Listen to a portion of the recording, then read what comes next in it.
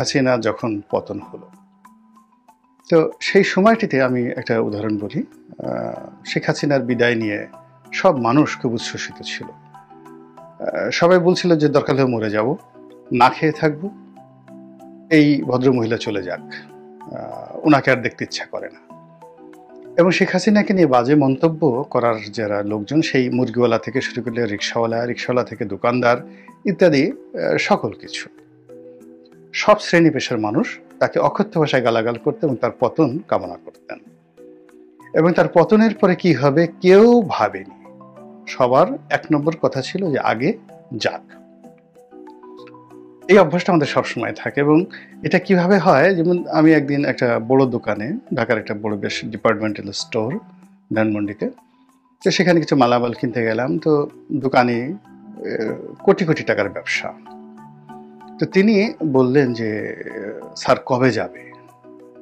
তা আমি দুষ্টুমি করে বললাম যে সে যদি চলে যায়, যে অপকর্মগুলো তিনি করেছেন তাতে তো একটা সিভিল ওয়ার হয়ে যাওয়ার সম্ভাবনা হবে এবং কোনো নিয়ন্ত্রণ কারো কাছে থাকবে না এবং আপনার এই দোকান লুট হয়ে যাবে। তো আপনি তখন খেতেই পারবেন না। এখন তো খেতে পড়তে পারছেন, বিক্রি বাট্টা হচ্ছে।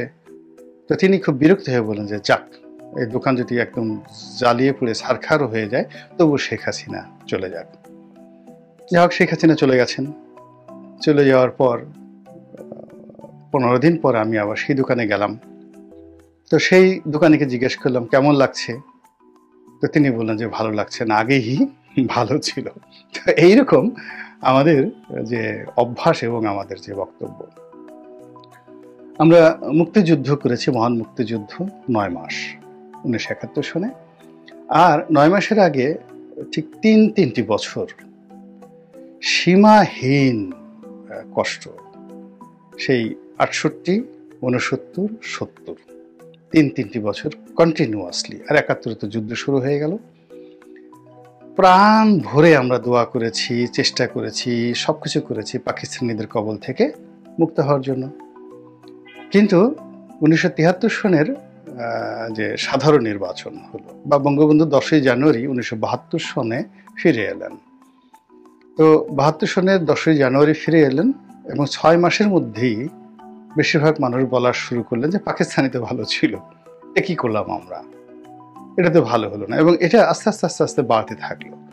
দুর্ভিক্ষ হলো, জাসদ হলো, রক্ষী বাহিনী হলো এবং বঙ্গবন্ধুর 3.5 বছরের যে শাসন আমল, এই শাসন আমলটা বিভৎস, দুর্বিষহ এবং প্রত্যেকটা মানুষের জীবন যে একেবারে তছনছ করে ছেড়ে দিল। ফলে 75-এর 15ই আগস্টের মতো নির্মম এবং নিষ্ঠুর ঘটনা আমাদের জাতীয় জীবনে ঘটেছে। আবার এই যে এখন দেখুন, শেখ হাসিনার এই পতনের পর মাত্র 2 মাস হলো। তো এই 2 মাসের মধ্যে আমরা বেশিরভাগ মানুষ ধৈর্য হারিয়ে ফেলেছি। নানা রকম আতঙ্ক, গুজব চলে এসেছে। নানা রকম কথা, আমাদের কথার টোন উল্টো হয়ে গিয়েছে। আমরা বিভিন্ন রকম কথাবার্তা বলা শুরু করে দিয়েছি। তো এটার শেষ পরিণতিটা কি হবে? আমরা কি ভালোর দিকে যাচ্ছি নাকি আমরা মন্দর দিকে যাচ্ছি? নিশ্চিতভাবে বলা যায় অতীতের যে ইতিহাস, সেই ইতিহাস অনুযায়ী আমরা আগের যে কোনো সময়ের চাইতে মন্দর দিকে এগুচ্ছি সব দিক থেকে। এতে আপনি যখন নিয়তির সম্পর্কে, পরিণতির সম্পর্কে জানবেন, যেমন ধরুন আপনি যাচ্ছেন ঢাকা থেকে চট্টগ্রামে, চারিদিকে কুয়াশা এবং আপনি রাস্তা হারিয়ে ফেলেছেন। মূল রাস্তা থেকে আপনি বের হয়ে ঠিক চট্টগ্রামে যাওয়ার আগে মূল সড়ক বাদ দিয়ে আপনি সাইড লাইনে ব্রাহ্মণবাড়িয়ার দিকে বা ফেনীর দিকে ছোট একটা রাস্তার মধ্যে আপনি ঢুকে পড়েছেন, অথবা বিলের মধ্যে আপনি ঢুকে পড়েছেন। গভীর অন্ধকার। আপনি কি বলবেন, কখন চট্টগ্রামে পৌঁছবেন আপনি বলতে পারবেন না। এর কারণ হলো আপনি পথ হারিয়ে ফেলেছেন। তদ্রূপ এখন আমাদের যে রাজনীতি, সেই রাজনীতিতে আমরা পথ হারিয়ে ফেলেছি, অর্থনীতিতে আমরা পথ হারিয়ে ফেলেছি। আমাদের চিন্তা চেতনা, মন এবং মানসিকতা বলতে গেলে অসুস্থ হয়ে পড়েছে। আমরা একটা আনপ্রেডিক্টেবল নেশনে পরিণত হয়েছি। আমাদের এই সমাজে আপনি দেখবেন এই শেখ হাসিনার পতনের পর আমরা একই ভাষায় ক্রমাগত 7 দিন 10 জন লোক কথা বলতে পারছি না।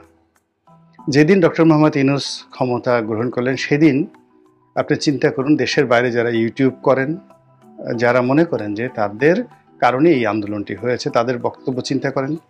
কন্টিনিউয়াসলি 7 days, দেখবেন এই 7 দিনের মধ্যে তারা 70 বার তাদের বক্তব্য তারা পরিবর্তন করেছেন।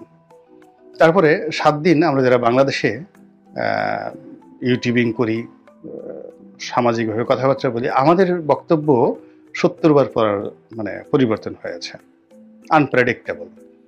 এরপর ফরহাদ মাজার সাহেবের কথা চিন্তা করেন, দেবপ্রিয় ভট্টাচার্যের কথা চিন্তা করেন, বদিউল আলম মজুমদারের কথা চিন্তা করেন, পেপার পত্রিকার কথা চিন্তা করেন, সব কিছুই এলোমেলো। আমরা কোনো একটা জায়গাতে যেটাকে ধারাবাহিকতা বলা হয়, কনসিস্টেন্সি, সেটা আমরা বহাল রাখতে পারছি না চিন্তা, চেতনা এবং কর্মে।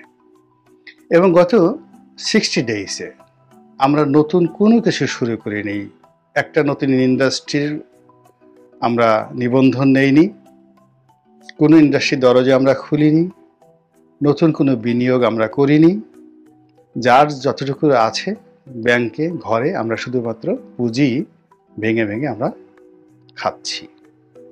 তো বোঝার চেষ্টা করুন যে আমরা আসলে এই মুহূর্তে কোথায় আছি, কি করছি।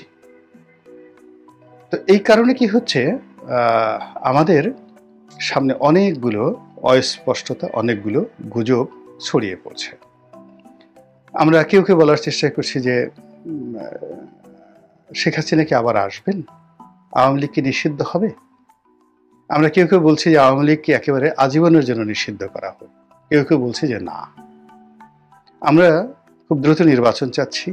আবার একটা বিরাট শ্রেণী বলছেন যে পরিস্থিতি যেদিকে এগুচ্ছে তাতে সামরিক শাসন ছাড়া এখান থেকে বের হওয়া সম্ভব নয়। তো সামরিক শাসন যদি আসে তাহলে কি হবে। আবার ওদিকে যারা উপদেষ্টা মণ্ডলী, আসলে সবাই না একটা সমর্থক গোষ্ঠী চায়। আপনি এটাকে তেলবাজি বলেন, সমর্থন বলেন বা ইন্সপিরেশন বলেন, এটা ছাড়া মানুষ কাজ করতে পারে না। এখন যারা উপদেষ্টা মণ্ডলী আছেন, ডক্টর ইউনূস থেকে শুরু করে এই 18 কোটি মানুষের মধ্যে তাদের কোনো সমর্থক গোষ্ঠী নেই যারা তাদেরকে সমর্থন জানাতে পারেন। কোনো শক্তিশালী হাত নেই তাদের হাতে, তাদের পাশে, তাদের চারিপাশে, যারা তাদেরকে আশ্বস্ত করতে পারেন।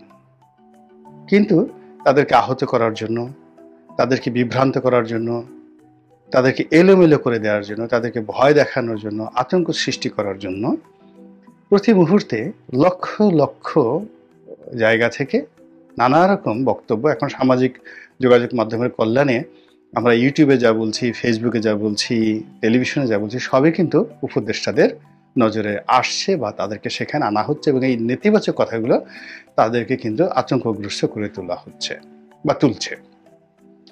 যেমন ধরুন, অনেক দায়িত্ববান ব্যক্তিত্ব, জনপ্রিয়, এবং বাংলাদেশে তাদের যথেষ্ট ইনফ্লুয়েন্স রয়েছে। তো তাদের মতো মানুষ যখন এই উপদেষ্টাদেরকে নিয়ে বলছেন যে তাদের সময়কাল বেশি দিন নেই, অনেকে পাসপোর্ট রেডি করে রেখেছেন, দেখুন আপনি খুঁজে দেখেন আছে, তারা যে কোনো সময় পালিয়ে যেতে পারেন। এখন এই যে তিনি যে বক্তব্যটা দিয়েছেন বা যারা এই বক্তব্যগুলো দিয়েছেন, এই বক্তব্যটা যখন একজন উপদেষ্টার কানে যায়, নজরে আসে, এবং যে সকল মানুষ এই ধরনের কথাবার্তা বলছে তারা যেন তেন মানুষ নয়, এই সমাজের খুবই গুরুত্বপূর্ণ ব্যক্তি। তো এইগুলোর নেতিবাচক যে প্রতিক্রিয়া, এটি তাদেরকে অস্থির করে তুলছে। এবং আপনি দেখবেন যে আমাদের যারা উপদেষ্টা মণ্ডলী, তাদের এই ক্ষমতা পাওয়ার পর প্রতিটি মানুষের মধ্যে কিছু বেসিক পরিবর্তন লক্ষ্য করা যায়।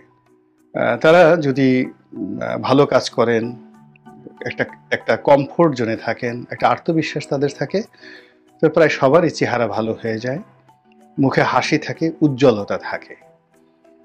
তো এবং তারা মানুষের সামনে আসতে পছন্দ করেন, জনগণের সঙ্গে মিশতে পছন্দ করেন।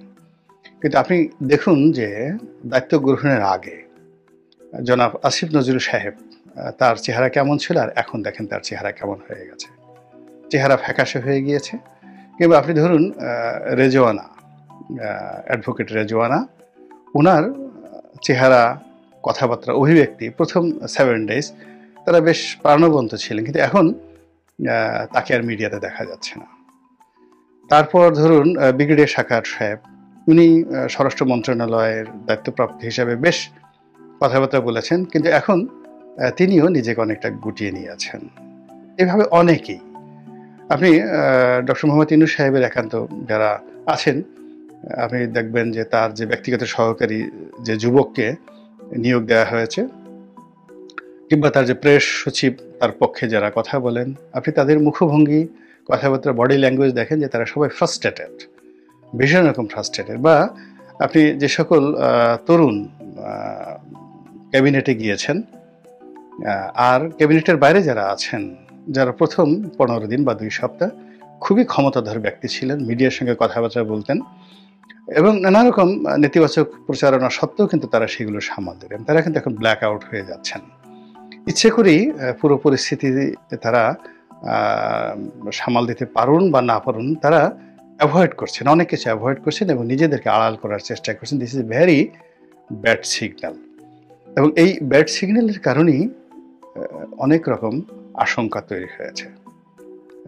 বেশিরভাগ মানুষ কানাঘুষা করছে যে ডক্টর মোহাম্মদ ইউনূস কতদিন থাকবেন, তিনি কি আসলে আজীবন থাকবেন? এর কারণ হলো তার সঙ্গে আমেরিকা আছে, তার সঙ্গে ইউরোপ রয়েছে, তারা তো তাকে হামিদ কারজাই হিসেবে দীর্ঘদিন ক্ষমতায় বসাতে চাইবে। এর কারণ হলো যদি এই মুহূর্তে ডক্টর মোহাম্মদ ইউনূসের পতন হয়, তাহলে আমেরিকার যে স্বার্থ, ইউরোপের যে স্বার্থ, এটি চিরতরে বন্ধ হয়ে যাবে।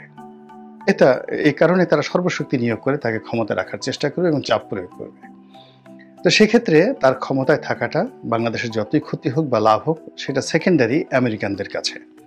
তারা সর্বশক্তি নিয়োগ করবে, প্রয়োজন হলে শক্তি প্রয়োগ করবে, কিন্তু তারা ডক্টর মোহাম্মদ ইউনূসকে ক্ষমতায় রাখবে, এই কথা কিন্তু আলোচনা হচ্ছে।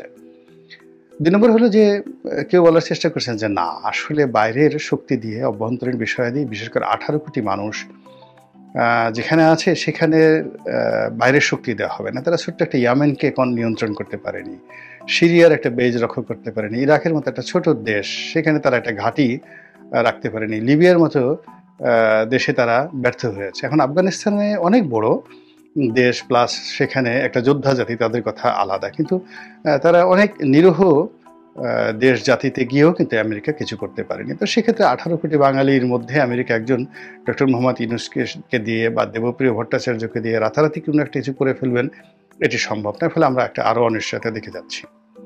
কেউ বলার চেষ্টা করছেন যে সামরিক শাসন আসবে, তো এখন সবাই বলছে সামরিক শাসন এলেই বাকি।